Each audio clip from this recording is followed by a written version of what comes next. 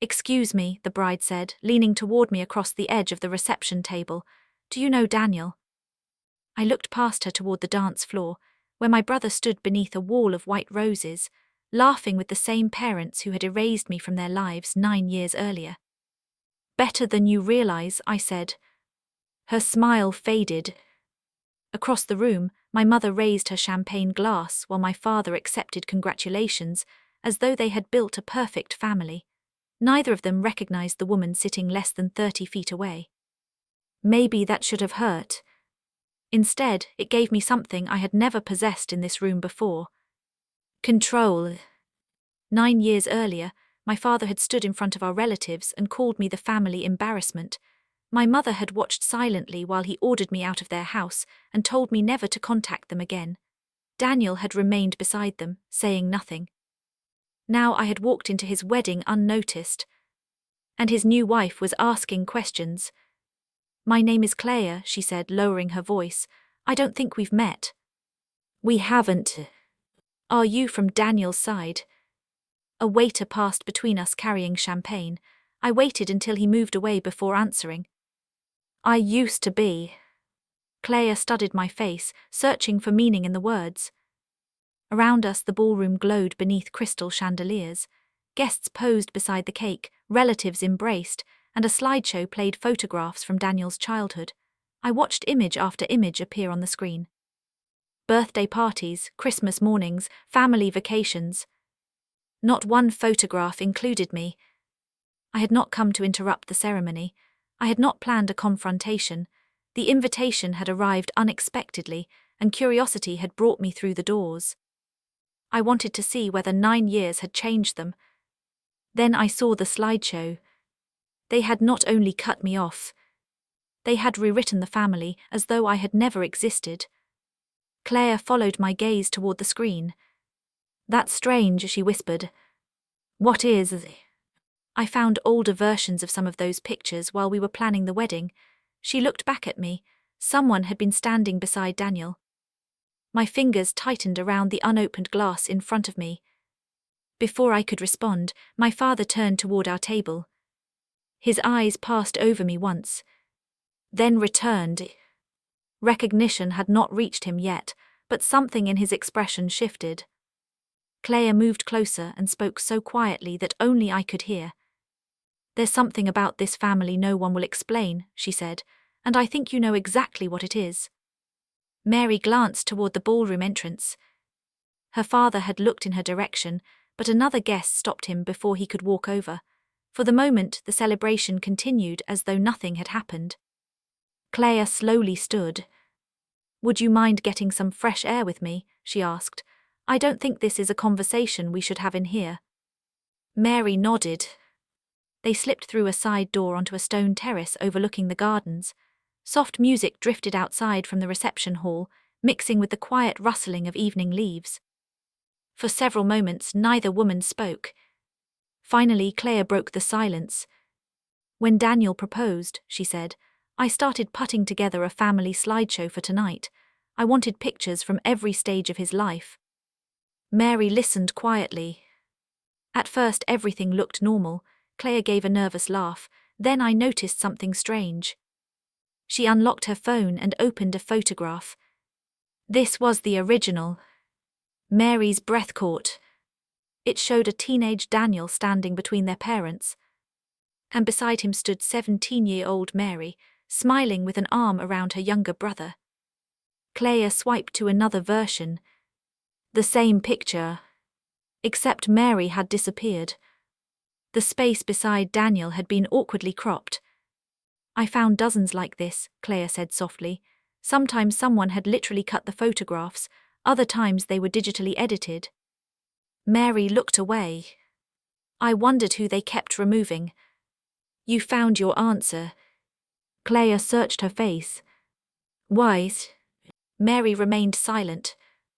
Inside the ballroom, applause erupted as another toast began. "I asked Daniel about it," Claire continued. "He said he was an only child." Mary closed her eyes for a moment. That must have been easier than explaining the truth.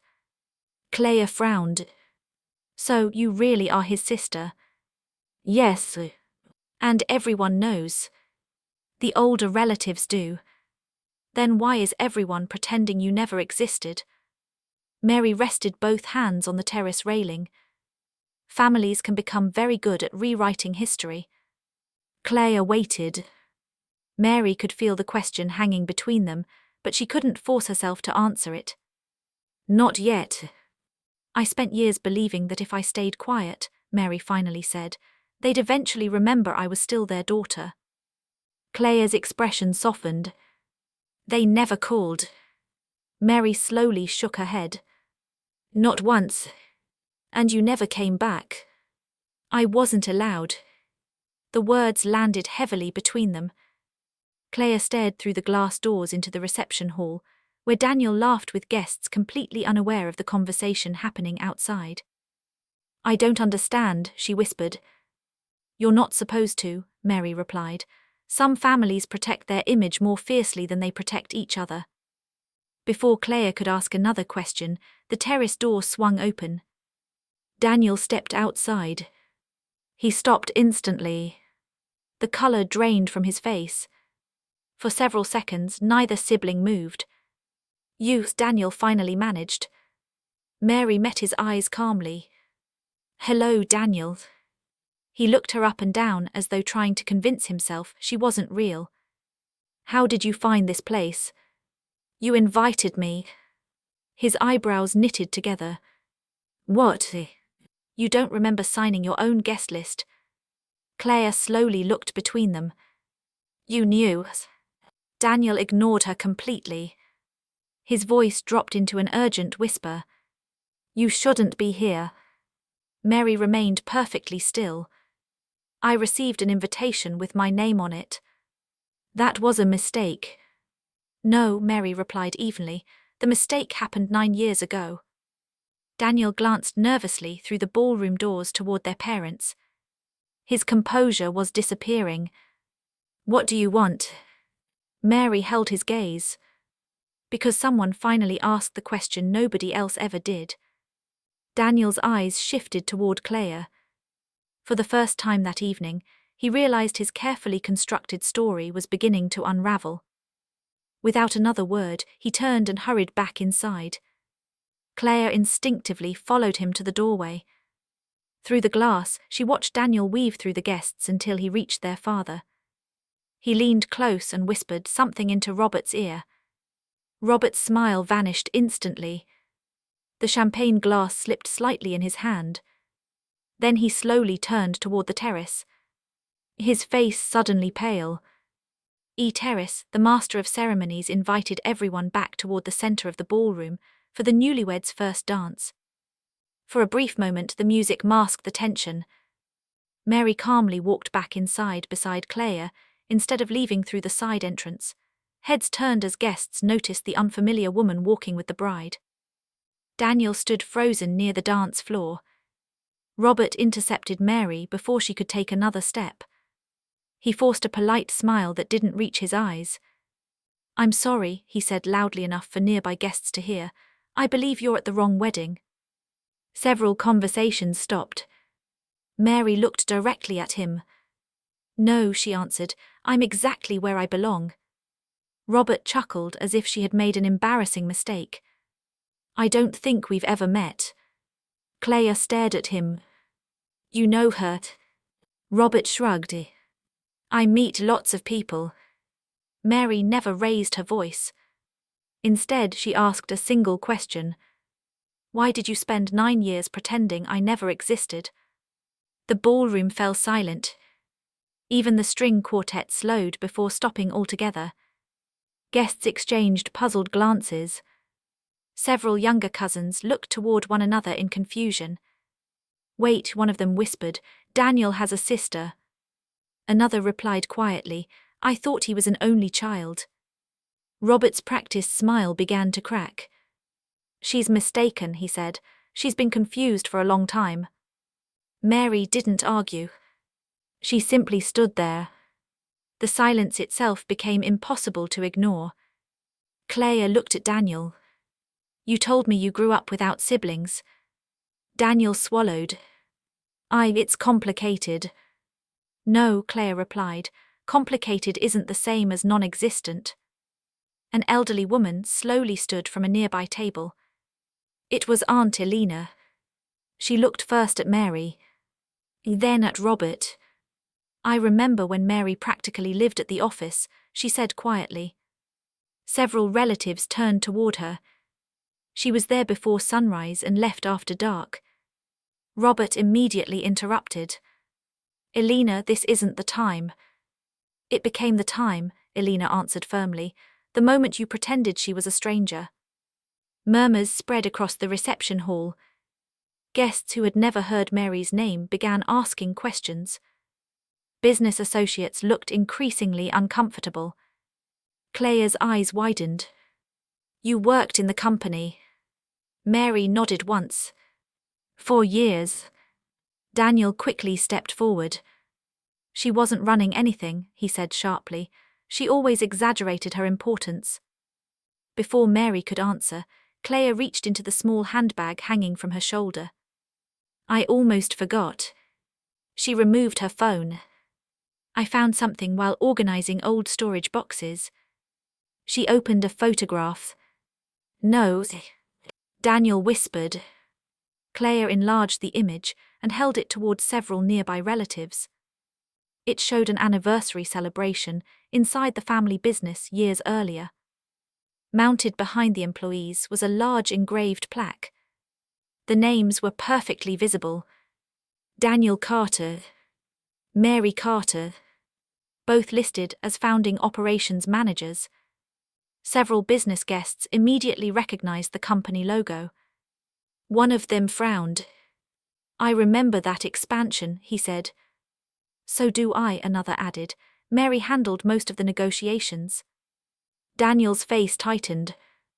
Robert stepped forward abruptly. That's enough. He pointed toward the hotel security staff, standing near the entrance. Escort this woman out immediately. 2 security guards hesitated before approaching. Mary made no attempt to move. Neither did Claire. She stepped directly between Mary and the guards. No. Both guards stopped. Claire looked at them without raising her voice. Nobody is removing her. She turned slowly toward Daniel and Robert. Until someone explains why everyone keeps lying. The ballroom remained completely silent. No one moved. No one spoke. Every eye in the room shifted toward the Carter family. Chapter 2 complete. Hit Go to continue. Chapter 3. No one returned to the dance floor. The music remained off. Servers carrying dinner plates quietly stepped back toward the walls, unsure whether to continue serving the reception or wait for instructions. The celebration had become a room full of unanswered questions. Robert looked around at the guests. Everyone, please, he said with forced composure. This is an old family disagreement. It has nothing to do with today's wedding. It has everything to do with today's wedding, Claire replied. I'm about to marry into this family. I deserve to know who I'm marrying. Daniel reached for her hand. Claire, please, let's talk about this later. She gently pulled her hand away. I've been asking about Mary's photographs for months. Every answer I've received has been different. No one defended Robert this time. Instead, the silence grew heavier. Then a distinguished elderly man slowly walked forward from one of the back tables. Several business guests immediately recognized him. Mr. Harrison, someone whispered. He had served as the family's accountant for decades. He stopped a few feet from Mary. I almost didn't recognize you, he said warmly. Mary smiled faintly. It's been a long time. It has. He looked at her with genuine respect. I've wanted to thank you. Robert's face immediately stiffened. Harold, he interrupted, this really isn't necessary. Mr. Harrison ignored him. He continued speaking to Mary. You were the only person who refused to sign those financial statements. A wave of murmurs swept through the ballroom. Claire looked between them. What financial statements? Mr. Harrison paused carefully. I won't discuss confidential records. Robert nodded quickly. Exactly. But Mr. Harrison continued, I can confirm one thing. Every guest leaned in. Mary walked away shortly before several irregular accounting entries had to be corrected. Daniel immediately stepped forward. That's being taken completely out of context. Mr. Harrison calmly answered, I'm simply stating facts. Daniel's voice rose. People are making assumptions about something that happened years ago. Mary finally spoke. No one needs to make assumptions. Slowly, she opened her handbag. The room became perfectly still. She removed a large sealed envelope. The edges were worn from years of being carried, but never opened. She rested it gently on the nearest reception table. I hoped, she said quietly, that this day would never come. Her fingers remained on top of the envelope. I carried this for 9 years. Clea looked down at it. What's inside? Mary's eyes drifted toward her parents. The truth. Robert's breathing became noticeably heavier. He took one involuntary step forward. His eyes locked onto the handwriting across the front of the envelope. He recognized it instantly. It was his own. His confident expression disappeared. Mary. His voice cracked. I don't. Daniel's head snapped toward his father. Dad. Robert never answered. Instead, he stared helplessly at the envelope. For the first time all evening, the authority he had carried for decades vanished completely. Guests noticed it immediately. One whispered, if he's afraid of opening it. Another finished the sentence. Then whatever's inside must be real. Clea looked back at Mary. You've had this all these years. Mary nodded. I promised myself I'd never use it unless I had absolutely no other choice. Daniel stepped toward her. His voice had lost every trace of confidence. Please. Mary met his eyes. I'm not the one opening it. She slowly slid the envelope across the table. It stopped directly in front of Clea. Daniel reached out instinctively. Clea, don't. Clea looked at him. Then at Robert. Then back at Mary. Neither Mary nor anyone else said another word. The silence became unbearable. Finally, Clea placed one finger beneath the flap. She broke the seal. Before anyone could stop her, the envelope opened. The ballroom remained so quiet that the rustle of paper sounded louder than the guests' breathing. Clea carefully removed the stack of documents from the envelope and laid them across the reception table. The first page was an internal accounting report. The second contained copies of company emails. The third was a handwritten meeting record signed by multiple employees. She read silently for several moments before her expression changed. What is this? She asked. Mary answered calmly. The records from the week I left. Clea continued reading. One email immediately caught her attention. It had been sent by Robert to senior staff. Mary refuses to approve the revised bookkeeping. If she continues to interfere, responsibility for the discrepancies will be assigned to her before anyone outside the company starts asking questions. Clea slowly looked up. Robert's shoulders slumped. It isn't what it looks like, he muttered. Mary didn't respond. She allowed the documents to speak for themselves. Another guest picked up the next page. It contained meeting notes describing Mary's refusal to sign altered financial statements. Attached to those notes was a signed acknowledgement from the company's accountant confirming the original records had been preserved. Then came another document, a memorandum bearing Daniel's signature. Clea read it twice. Her hands began to shake. You received copies of all of this, she said quietly. Daniel couldn't answer. You knew she refused to participate. Silence.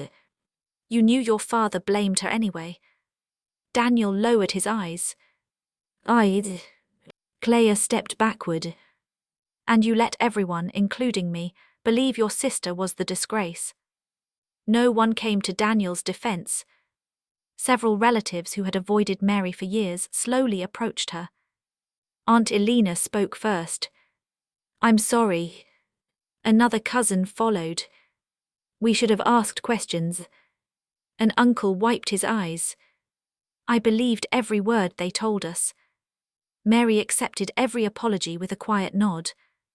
She wasn't interested in humiliating anyone. She had waited 9 years simply to be heard. Robert looked around the ballroom, searching for support. There was none.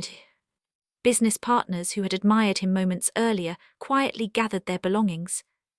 One of them folded the copies of the documents. I think our companies need an independent review of every financial decision from that period. Another nodded. So do I. Robert opened his mouth to object. No one listened. The authority he had spent decades protecting disappeared in a matter of minutes. Daniel finally stepped toward Clea. I was trying to protect the family. Clea looked at him with tears in her eyes. No. She slowly removed her wedding ring. You were protecting yourself. She placed the ring in his hand. I can forgive mistakes. Her voice remained steady. I can't build a marriage on 9 years of lies. Without another word, she walked past him. Several members of her family quietly followed. The reception hall emptied table by table. The celebration was over. Daniel stood alone in the center of the dance floor, surrounded by untouched flowers and half-finished dinners. Robert sat heavily in his chair. His reputation, built over decades, had collapsed before every relative and business associate he valued. Mary watched quietly. She hadn't shouted. She hadn't insulted anyone. She hadn't sought revenge. She had simply refused to carry a lie any longer. Months later, several relatives reached out to rebuild their relationships with her. The conversations weren't easy, but they were honest for the first time in years. Mary welcomed those who accepted responsibility and kept respectful distance from those who continued to deny the past. Independent reviews of the family's old business records forced Robert to answer difficult questions from former partners, and many professional relationships ended as trust disappeared. Daniel spent months trying to repair the damage he had caused, but he eventually admitted that remaining silent had been the greatest mistake of his life. One afternoon, Clea met Mary for coffee. I almost married into a lie, Clea said. Mary smiled gently. You asked one question nobody else was willing to ask. Clea reached across the table. No, she replied, you were the one brave enough to answer it. As they left the cafe, Mary realized she no longer measured herself by the people who had rejected her. For 9 years, she had carried the weight of a name her family tried to erase. Now she carried something far more valuable. The truth. And as she walked away from the life that had once defined her, Mary understood that the greatest victory had never been proving them wrong. It was finally reclaiming the name they had spent 9 years trying to erase.